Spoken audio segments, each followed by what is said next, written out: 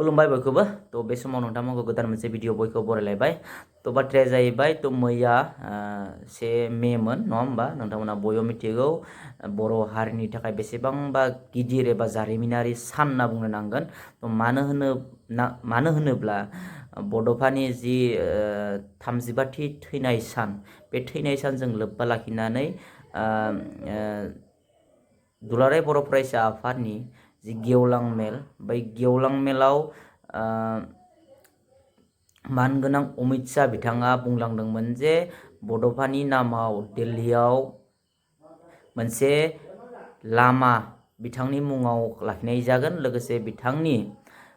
बिथांनि मुसुखाखौ बेयाव बेखेवनाय जागोन एबा होनाय जागोन कैलाश कल'नियाव तो बे बाथ्राखौ बुंदोंमोन आरो दुलाराय बर' फरायसा आफादनि नारसिननायाव दुलाराय बर' फरायसा आफादनि खामानि मावनायाव आरो बिटिसि सरकारनि नाजानायाव दिनै बियो मोगथां महर मोनबाय नङा होमबा मैया तो बियो जोंनि थाखाय बेसेबांबा गिदिर होनना बुंनांगोन आरो फारसेथिं जारिमिनारि होनना बुंनांगोन मानो होनब्ला बड'फा उपेन्द्रनाथ ब्रह्मखौ दिनै नेशनेल लेभेलाव ओरैबायदि सन्मान होदों स्टेट लेभेलाव जेरैबायदि सन्मान होदों बियो बर' हारिनि थाखाय बेसेबांबा गिदिर मोनसे माने जाफुंसारनाय होनना बुंनो नांगोन तो बिथांनि मुङाव दिल्लीयाव मोनसे रास्ता नङा होमबा लामा बड'फानि मुङाव नामाकरण खालामनाय जाबाय मैयायो तो लोगोसे बिथांनि मुसुखाखौबो बेयाव बानायनाय जादों तो दा बाथ्राया जाहैबाय जोङो बेयावल' थाबा जानाय नङा होमबा जोंनि थांखिया अरायबो सिबाङाव थानांगोन नङा होमबा गोजौआव थानांगोन जोंनि थांखिया मा तो लामा होदों होननानै जोङो जोंनि खामानिखौ जोंनि जि आल्टिमेट गोल जिथु थांखि जि डेस्टिनेशन बे डेस्टिनेशनखौ जाहाथे दोरोदनानै थाया जोंनि सरकारनि मानसिफोरानो बुं जोंनि दुलाराय बर' फरायसायानो बुं जोंनि बर' हारियानो बुं नङा होमबा बर' हारिनि सुबुंफोरानो जा तो जिखि जाया जोंनि जि फाइनेल डेस्टिनेशन बे डेस्टिनेशनखौ जाहाथे जोङो स्टेटआ सेन्ट्रेला जोंनो रिकगनिसन होबाय बहुत होबाय बड'फानि नामाव हेन टेन माबा माबि होसोबायनानै जों जुदि जोंनि मेइन जिथु गोल बे गोलनिफ्राय जों जुदि दोरोदोबा जानाय नङा तो जोङो मेन गलसिम मेन थांखियाव माने डेस्टिनेशनसिम सहैनो थाखाय जोङो आरोबाव खामानि मावनांगोन आरोबाव खौसेथि जानानै खामानि मावनांगोन आरो सरकारखौ नारसिननांगोन नङा होमबा अब्लासो जोङो मोनसे समाव बर' हारिया गेरेमसा माहारि जानो हागोन तो रास्ता होदों जेबो गोदो खोथा नङा बियो माने जों मा नांगौ नङा होमबा जोंनो मा नांमारगौ मानि थाखाय जोङो आन्दलनखौ खालाममारदोंमोन तो मानो राजा लामायाव ओंखारदोंमोन जोङो नङा होमबा तो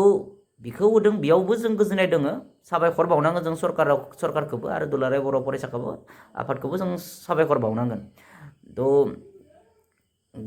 जोङो जुदि सरकाराव थानाय जाय पावाराव दङ नङा होमबा बिथांखौ मबा समायाव जुदि गाज्रि खामानि मावोबा एबा थिग खामानि मावाब्ला जों मोनसे समाव जों बिथांमोनखौ क्रिटिसाइजबो खालामनांगोन नाथायबा दायो मा खालामनांगोन जों साबायखरबो बावनो रोंनांगोन मानो होनब्ला बियो जोंनि थाखाय बहुत गोदोर खामानि आरो गोदोर जाफुंसारनाय जोंनि थाखाय गोग्गाथाव होनना बुंनो नांगोन नङा होमबा नेशनेल केपिटेल जोंनि भारतनि केपिटेल दिल्लीयाव बड'फानि मुङाव मोनसे लामा होनाया बहुत गोदोर बाथ्रा नङा होमबा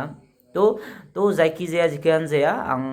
गोजोननाय दङ बेयावबो नाथाय मा जोंना मेन जिथु आल्टिमेट फाइनेल डेस्टिनेशन जि गोल जोंनि जि थांखि बड'फानि जि थांखि बड'फायाथ' बुङाखैमोन आंनि मुङाव दिल्लीयाव रास्ता बि नोंथांमोना बिदि बुंलाङाखैमोन नङा होमबा बड'फाया बुंलाङाखैमोन बड'फाया मा बुंलांदोंमोन बड'फानि जिथु गोल जिथु थांखि जाहाथे बे थांखिसिम सहैनो थाखाय जों खामानि मावो नङा होमबा दिनै राजा लामायाव जों फैयानानै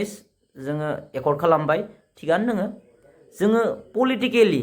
माबायदि जों माने बिखौ जोङो सेख'नानै लानो हायो माबायदि जों गाव माने बिनानै लानो हायो दा बेनि सायावसो खामानि मावनांगोन नङा होमबा दाथ' जों पिस एकर्ड खालामनायनि उनाव रावबो राजा लामायाव ओंखारा 3 तारिखाव तो बेनिखायनो जों मा खालामनांगोन पलिटिकेलि नारसिननांगोन जों गभर्नमेन्टखौ नारसिननांगौ स्टेट जा सेन्ट्रेलाव जा जों नारसिननांगोन मानो होनबा 3 तारिखाव सरकाराव बिथांमोनानो दोङो एमपि दङ एमएलए दङ एमसिएलए दङ पावाराव दङ नङा होमबा जोङो पलिटिकेलि मा खालामनांगोन जोङो नारसिननांगोन जोङो बिनानै लानांगोन जोंनोथ' होखाया नङा होमबा दिनै जोङो आन्दलन खालामनानैसो जोङो बेसिम सहैदो जों जुदि आन्दलन खालामामोनब्ला राजा लामायाव ओंखारामोनब्ला दिनै बेखौबो जों मोननाय नङामोन आरो जोङो बे बड'फानि मुङाव बेबायदि सन्मानखौ मोननाय नङामोन थ' बेखायनो जोङो जाहाथे मेन गलनिफ्राय जों जाहाथे दोरनानै थाया बेखौ आङो खावलायगोन पलिटिकेलि जों नारसिनबाय थानांगौ लासै लासै बिदिनो आगानसे दावगानानै जोङो आल्टिमेट गलाव जों डेस्टिनेसनाव सहैनांगौ थ' बेखौनो आं खावलायगोन दा बे समाव आङो दुलाराय बर' फरायसा आफादखौ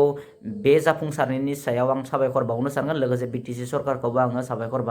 बावनो सानदों थ' बिदिनो जोङो आगानसे दावगानानै जोङो मोनसे समाव जोंनि आलादा रायजोखौ बिख'नानै लानांगोन होआबाबो बिख'ना लानांगोन नङा होमबा थ' नोंथांमोना मा सानो कमेन्ट सेक्सनाव जनायबानो जाबाय गोजोन्थों।